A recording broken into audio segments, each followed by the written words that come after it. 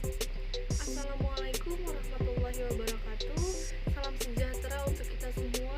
Semoga rekan-rekan selalu sehat dan selalu dalam lindungan Allah Subhanahu wa taala. Perkenalkan, nama saya Alvina Nur Fauzia, mahasiswa Universitas Islam 45 Bekasi, Fakultas Ekonomi, Program Studi Manajemen. Di sini saya akan menjelaskan perbedaan MSDM internasional dengan MSDM domestik. Video ini saya buat untuk memenuhi tugas MSDM internasional yang diampu oleh Ibu Sukwati Dewi Asrika SEMM. Baiklah, sebelum kita mengetahui apa itu perbedaan MSDM internasional dengan MSDM domestik, kita harus mengetahui apa itu MSDM internasional dengan MSDM domestik. Definisi MSDM internasional menurut Dowling Manajemen Sumber Daya Manusia Internasional adalah penggunaan sumber daya internasional untuk mencapai tujuan organisasi tanpa memandang batasan geografis. Bidang MSDM internasional dikarakteristikan oleh 3 pendekatan, yaitu yang pertama, MSDM internasional menekankan manajemen lintas budaya atau cross-cultural management, yaitu melihat perilaku manusia dalam organisasi dari perspektif internasional. Yang kedua, dikembangkan dari hubungan industrial, kooperatif, dan literatur MSDM dan berusaha untuk menggambarkan, membandingkan, dan menganalisis sistem SDM di beberapa negara. Dan yang ketiga, berusaha untuk memberikan fokus pada aspek MSDM di perusahaan-perusahaan multinasional. Selanjutnya, perbedaan antara MSDM domestik dan MSDM internasional. Kompleksitas operasi di negara-negara berbeda dan dalam memperkerjakan karyawan yang berbeda merupakan variabel kunci yang membedakan MSDM domestik dan MSDM global. Dowling 1998 berpendapat bahwa kompleksitas MSDM global dapat dihubungkan dengan 6 faktor. Yang pertama, lebih banyak aktivitas SDM.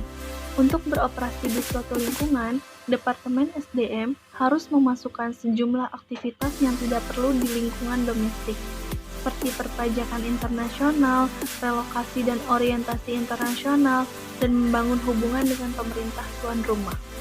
Yang kedua, kebutuhan untuk perspektif yang lebih luas.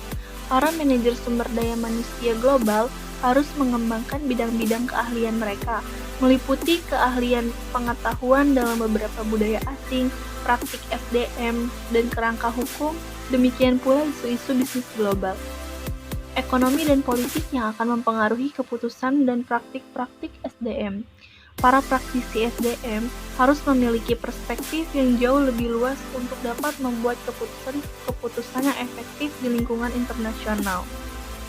Yang ketiga, keterlibatan yang lebih banyak dalam kehidupan pribadi karyawan dalam SDM domestik.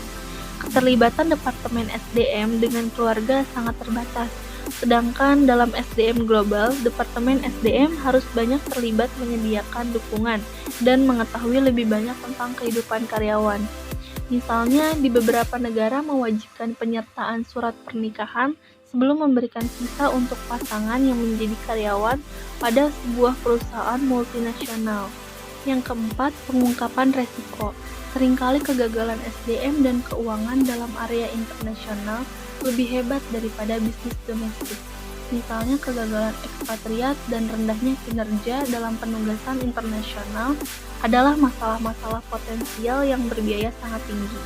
Aspek lainnya resiko keamanan. Banyak perusahaan multinasional harus mempertimbangkan resiko politik dalam keamanan penugasan internasional. Yang kelima, pengaruh-pengaruh eksternal yang lebih luas. Faktor-faktor eksternal yang utama mempengaruhi MSDM global adalah tipe pemerintah, keadaan ekonomi, dan praktik-praktik tenaga kerjaan di tiap negara berbeda-beda. Yang keenam, perubahan-perubahan dalam penekanan seperti campuran gugus kerja antara ekspatriat dan karyawan lokal. Pada awal perkembangannya, perusahaan cenderung untuk lebih mengandalkan penggunaan PCNS dalam posisi kunci material, teknikal, dan pemasaran. Ketika aktivitas luar negara meningkat, perusahaan cenderung untuk lebih mengandalkan HCNS dan TCNS. Jadi, penekanan akan berubah dari mengelola proses ekspatriatisasi ke suatu lokasi atau pelatihan karyawan untuk mengambil alih posisi kunci tersebut. Selanjutnya, variabel-variabel yang memoderasi perbedaan-perbedaan antara MSDM domestik dan MSDM internasional. Kompleksitas yang terlibat dalam beroperasi di negara-negara berbeda dan mempekerjakan kategori karyawan yang berbeda kebangsaan adalah suatu variabel kunci yang membedakan MSDM domestik dan MSDM internasional.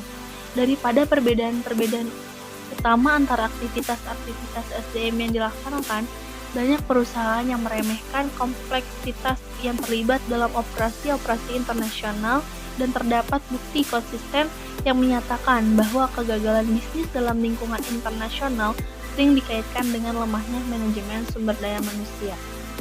Selain kompleksitas, ada 4 variabel lainnya yang memoderasi, entah itu mengurangi atau menonjolkan perbedaan-perbedaan antara SDM domestik dan MSDM internasional. Yang pertama, lingkungan kebudayaan. Sebuah karakteristik penting dari budaya adalah budaya merupakan suatu proses yang tidak begitu ketara, sehingga seseorang tidak selalu sadar akan efeknya terhadap nilai-nilai, sikap-sikap, dan perilaku-perilaku. Seseorang biasanya harus berhadapan dengan suatu budaya yang berbeda agar menghargai efek tersebut sepenuhnya. Sementara wisatawan dapat mempersepsikan perbedaan-perbedaan itu sebagai roman yang menyenangkan. Tetapi bagi orang yang diharuskan untuk tinggal dan bekerja di suatu negara baru, perbedaan-perbedaan seperti ini dapat menimbulkan kesulitan.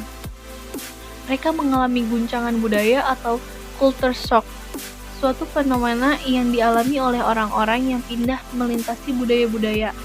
Lingkungan baru memerlukan banyak penyesuaian dalam waktu relatif singkat. Yang kedua, tipe industri.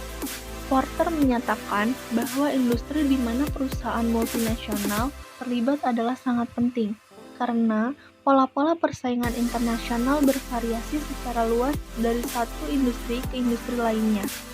Pada satu sisi kontinum persaingan internasional adalah industri multidomestik, di mana persaingan pada setiap negara tidak tergantung pada persaingan di negara lain.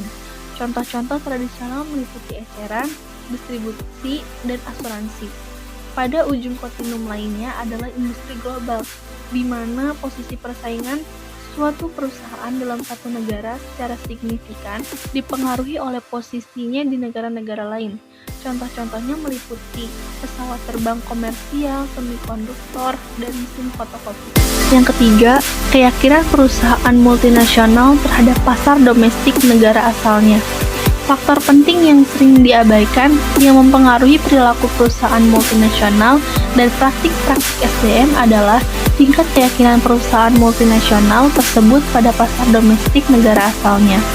Misalnya, ketika kita memeriksa daftar perusahaan-perusahaan yang amat besar, biasanya diasumsikan bahwa perspektif pasar global akan dominan dalam budaya dan pemikiran perusahaan. Ukuran bukan hanya variabel kunci ketika melihat perusahaan multinasional.